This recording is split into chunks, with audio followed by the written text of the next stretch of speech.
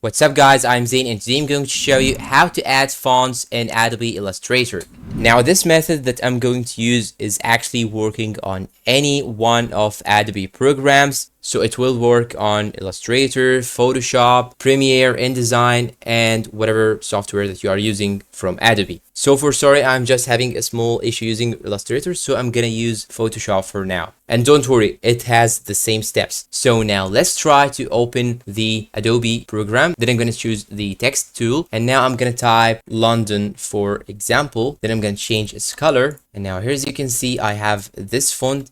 Just let me increase its size. And now what you should do right now is to simply choose the tool icon and try to select the font like this. And here on the right side, you will get the type of character right here. You can simply click on it and choose from any one that you want. Here you have two options, your fonts, and this represents the fonts that you have downloaded and installed on your PC. So you can actually hover over any font and it will be changed instantly in order to show you how does look on the project. And you have also this option, more fonts, and this represents the fonts that are in Adobe Fonts itself. So you have to be connected to your Creative Cloud account in order to use this feature. So here as you can see, you have many options. I forgot to say that you can also go to the top right here and choose the font that you want. So I'm going to go to more info again, and I'm going to choose this one, for example. As you can see, you have it on the project. But let me just tell you a small note. You have to be connected to the internet in order to get the fonts from more fonts. But if you want to totally install this font on your PC, you have to download it and install it from Adobe Creative Fonts. And to do that, you can simply go to Creative Cloud Desktop, then go to Adobe Fonts, and you can simply go to browse more fonts, and you can add any font that you want. Then go back again into your Creative Cloud application and go to Edit Fonts and install it by clicking on a button right here. And you will find a detailed tutorial on how to add fonts using Creative Cloud. You can find it in the channel, so go and watch it.